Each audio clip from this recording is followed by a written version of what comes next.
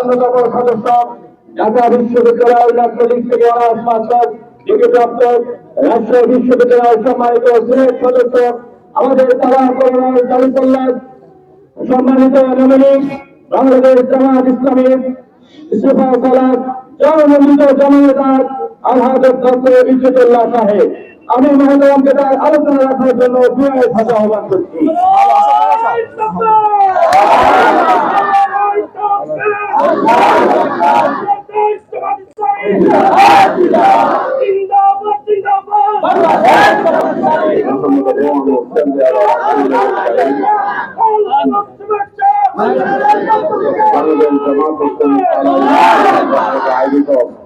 আজকের এই জনসভার সম্মানিত সভাপতি ইউনিয়ন আমির জনাব মাওলানা মুজিবুর রহমান সাহেব, মঞ্চে উপবিষ্ট আছেন ছাত্রা জেলা জামাতের সম্মানিত নায়েবে আমির জনাব ডাক্তার মাহমুদুল হক সাহেব, অন্যান্য নেতৃবৃন্দ, প্রাণপ্রিয় ভাইরা, আসসালামু আলাইকুম রহমতুল্লাহ। হিন্দু ভাইদের প্রতি আমার আন্তরিক শুভেচ্ছা, সাংবাদিক ভাইদের প্রতি আমার আন্তরিক শুভেচ্ছা।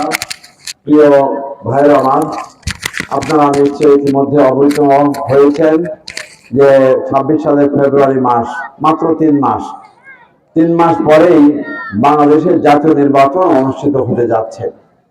প্রিয় ভাইরা আমার, বাংলাদেশ জামাত ইসলামীর পক্ষ থেকে এই তালাকলরা 7 নম্বর আসনে আমাকে প্রতিদ্বন্দ্বিতা করতে বলা হয়েছে, আমাকে প্রাথমিকভাবে নমিনেশন দেওয়া হয়েছে।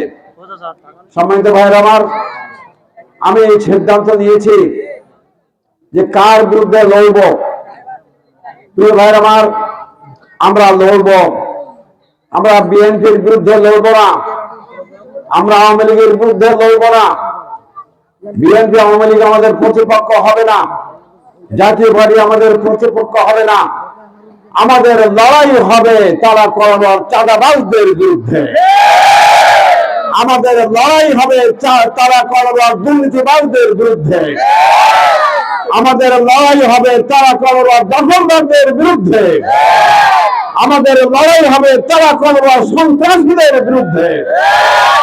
প্রিয় ভাই আমার, আমরা জনগণ, আমরা ঐক্যবদ্ধ হতে চাই। আমরা হিন্দু, মুসলিম, বৌদ্ধ, খ্রিস্টান, আমরা আওয়ামী লীগ, বিএনপি, জামাত, জাতীয় পার্টি সব জনগণ মিলে আমরা ঐক্যবদ্ধ হয়ে এই তারা করোয়ার, এই সন্ত্রাসী, চাঁদাবাজ, দুর্নীতিবাজ এই গোষ্ঠীর বিরুদ্ধে আমাদের লড়াই সংগ্রাম আমাদের অব্যাহত রাখতে হবে। প্রিয় ভাইরা আমার, যারা জনগণের উপরে শোষক হয়ে বসে, যারা জনগণের টাকা লুণ্ঠন করে, যারা জনগণের উপরে জুলুম নির্যাতন চালায়, এই জুলুমবাজদের বিরুদ্ধে আমাদের লড়াই করতে হবে। প্রিয় ভাইরা আমার, এই জন্য আগামী নির্বাচনে আমরা তাদের বিরুদ্ধে লড়াই করে এখানে বিজয়ী হয়ে আমরা একটি তারা করোনাকে নিরাপদ, একটি শান্তিময় এবং একটি সন্ত্রাস মুক্ত এলাকা, মাদক মুক্ত জনপদ এবং দুর্নীতি মুক্ত প্রশাসন আমরা এখানে কায়েম করতে চাই। সম্মানিত ভাইরা আমার, এই জন্য আমরা বিভাজনের রাজনীতি না করে আমরা বরং আমরা জনগণ যে ধর্মেরই হই, যে দলেরই হই, আমরা যারা শান্তিপ্রিয় জনগণ, আমরা এখানে ঐক্যবদ্ধ হব এবং সকল প্রকার লুটেরাদের বিরুদ্ধে আমাদের আন্দোলন চলবে। প্রিয় ভাইরা আমার, আপনার আমার এই প্রিয় জন্মভূমি বাংলাদেশ, এই বাংলাদেশ যদি ভালো থাকে আমরা সবাই ভালো থাকবো। এই বাংলাদেশ যদি, এখানে যদি আমাদের শাসন ব্যবস্থা, আমাদের অর্থ ব্যবস্থা, আমাদের শিক্ষা ব্যবস্থা যদি আমরা সুপ্রতিষ্ঠিত করতে না পারি, তাহলে আমরা সবাই ক্ষতিগ্রস্ত হব। প্রিয় ভাইরা আমার, আপনারা সবাই জানেন 54 বছর হলে দেশটা স্বাধীন হলো, এখনো পর্যন্ত জনগণের ভোটের ভিত্তিতে আমরা নির্বাচিত সরকার আমরা কায়েম করতে পারি না। আমাদের দেশে বারবার সামরিক শাসন আসে, আমাদের দেশে বারবার স্বৈরাচারের আবির্ভাব ঘটে, আর সেই স্বৈরাচারকে উৎখাত করতে গিয়ে আমাদের সব দেশের জনগণের রক্তের বিনিময়ে গণঅভ্যুত্থান করতে হয়। প্রিয় ভাইয়ের আমার, আর এদেশ কতবার সামরিক অভ্যুত্থান ঘটবে, আর কতবার গণ অভ্যুত্থান ঘটবে? প্রিয় ভাইয়ের আমার, আমরা চাই আমাদের দেশটা সুন্দরভাবে পরিচালিত হোক, দেশে শান্তি শৃঙ্খলা বজায় থাকুক, দেশে একটি গণতান্ত্রিক ব্যবস্থা সুপ্রতিষ্ঠিত হোক, জনগণের ভোটের ভিত্তিতে সরকার গঠন হবে, যে সরকার জনগণের কাছে কৈফিয়ত দিতে বাধ্য হবে। প্রিয় ভাইয়ের আমার, এরকম নির্বাচন সামনে আসলে জনগণের প্রশ্নের জবাব দিতে যেন তারা বাধ্য হয়, এমন সরকার আমাদের কায়েম করতে হবে। প্রিয় ভাইয়ের আমার, আমাদের 54 বছরের ইতিহাস, আমাদেরকে বিনা ভোটের নির্বাচনের ইতিহাস আমরা দেখেছি। প্রিয় ভাইয়ের আমার, আমাদের 2008 সালের 55 নির্বাচন, 2014 সালের বিনা ভোটের নির্বাচন, 2018 সালের একদলীয় আমিডামি দিনের ভোট আছে করার নির্বাচন, 2024 সালের আমিডামি নির্বাচন, একদলীয় নির্বাচন, এভাবে করে আমাদের দেশটা চলছে। প্রিয় ভাইয়ের আমার, আমাদের পার্শ্ববর্তী রাষ্ট্র ভারতের দিকে একটু তাকিয়ে দেখুন যে তারা 5 বছর অন্তর অন্তর তাদের দেশে নির্বাচন হওয়ার মাধ্যমে তারা তাদের দেশের গণতন্ত্র, তাদের অর্থ ব্যবস্থা, শিক্ষা ব্যবস্থা সবকিছুকে তারা সুপ্রতিষ্ঠিত করতে পেরেছে। অথচ আমরা আমাদের কি করুণ দশা। প্রিয় ভাই আমার, এর কারণ কি? এর কারণ হলো ব্যর্থ নেতৃত্ব। প্রিয় ভাই আমার, একটা দল এ পর্যন্ত অনেক দল দেশ পরিচালনা করেছে। আপনারা বলুন, 5 বছর যারা দেশ পরিচালনা করতে পারে তারা একটা সুষ্ঠু নির্বাচন তারা দিতে পারে না, তারা নির্বাচন চালাতে পারে না। আজ পর্যন্ত বাংলাদেশের ইতিহাসে কোন দলীয় সরকারের অধীনে নির্বাচন করে একটি বারের জন্য সরকার পরিবর্তন করা যায়নি। প্রিয় ভাই আমার, বরং কেয়ারটেকার সরকারের অধীনে নির্বাচন করার মাধ্যমে জনগণের প্রকৃত ভোট দিতে পারায় সেখানে সুষ্ঠু সুন্দরভাবে ভোট প্রদান করা হয়েছে। প্রিয় ভাই আমার, তাই আমি বলছিলাম, আমরা আমাদের দেশটাকে সুন্দরভাবে পরিচালনা করতে গেলে এই অযোগ্য এবং ব্যর্থ নেতৃত্বের পরিবর্তে এবার আমাদেরকে বের করে নিতে হবে, খুঁজতে হবে কারা যোগ্যতার সঙ্গে দেশ পরিচালনা করবে, কারা সততা, যোগ্যতা, নিষ্ঠার সঙ্গে এদেশে ভোট পরিচালনা করতে পারবে। প্রিয় ভাই আমার, তাই আমি আপনাদের কাছে দাবি আমি জানাবো, আমাদের দেশের শিক্ষা ব্যবস্থা এমন যে শিক্ষা ব্যবস্থার মাধ্যমে বিশ্ববিদ্যালয় খুলি তৈরি হয়।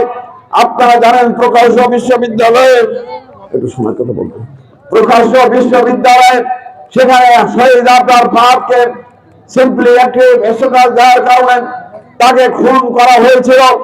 আর সেই তার জন্য 15টা ছেলেকে সেখানে অ্যারেস্ট করে তার বিচার করে তাদের সবাইকে ফাঁসি দেওয়ার নির্দেশ দেওয়া হয়েছে।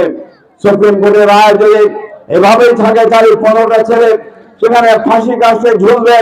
প্রিয় ভাই আমার, তার বাপ মারা তো তাদেরকে খুনি হওয়ার জন্য বিশ্ববিদ্যালয়ে পাঠায়নি। প্রিয় ভাই আমার, ঢাকা বিশ্ববিদ্যালয়কে বলা হতো ডাকাতদের গ্রাম। ঢাকা বিশ্ববিদ্যালয়ের ছাত্ররা তারা তো ডাকাত হওয়ার জন্য তো ঢাকা বিশ্ববিদ্যালয়ে ভর্তি হয়নি। জাহাঙ্গীরনগর বিশ্ববিদ্যালয় সেখানে 100 মেয়েকে ধর্ষণ করে সেখানে সেঞ্চুরি পালন করে। প্রিয় ভাই আমার, কোন বাপ মা তার সন্তানকে সেখানে ধর্ষক হওয়ার জন্য সেখানে পাঠানো হয়নি। প্রিয় ভাই আমার, আমাদের দেশের শিক্ষা ব্যবস্থা, আমাদের দেশের বিচার ব্যবস্থা, আমাদের দেশের অর্থ ব্যবস্থা এইভাবে যে দেশের খেটে খাওয়া মানুষ, এদেশের নিরন্ন জনগণ, এদেশের বিভিন্ন ভূমিষ্ঠ জনগণ, তাদের আত্মরাজ, এদেশের সাধারণ মানুষ, এদেশের রিক্সাওয়ালা, ভ্যানওয়ালা, কাজের বুয়া এবং যারা দিন মজুর শ্রেণী, যারা এটি মিসকিন ভিখারি, যারা তাদের দেখার মতন কেউ নেই, অভাবী মানুষের তাদের দেখার কেউ নেই। প্রিয় ভাই আমার, এভাবে একটা দেশ তো চলতে পারে না। প্রিয় ভাই আমার, আমি আপনাদের কাছে বাংলাদেশ জামায়াত ইসলামীকে প্রস্তাব পেশ করছি। আপনারা জামায়াত ইসলামীকে একটু বিচার বিবেচনা করে দেখুন, আগামী নির্বাচনে জামায়াত ইসলামের দাঁড়িপাল্লায় মার্কায় ভোট যদি আপনারা দেন, তাহলে আমার দাবি হলো যে আমরা 8 দল মিলে একটি ইসলামী সরকার কায়েমের লক্ষ্যে সারা বাংলাদেশের সকল ইসলামী দলগুলো মিলে একটি বাক্স দেওয়ার জন্য আমরা সিদ্ধান্ত নিয়েছি। যেখানে দাঁড়িপাল্লা থাকবে সেখানে অন্য ইসলামী দল থাকবে না, যেখানে হাত পাকা থাকবে সেখানে সবাই মিলে হাত পাকার পিছনে কাজ করবে। এইভাবে আমরা 151 মিছিলে পাশ করে আমরা দেশে একটি ইসলামী সরকার কায়েম করতে চাই। প্রিয় ভাইরা আমার, আমরা একটি দুর্নীতিমুক্ত সরকার কায়েম করতে চাই।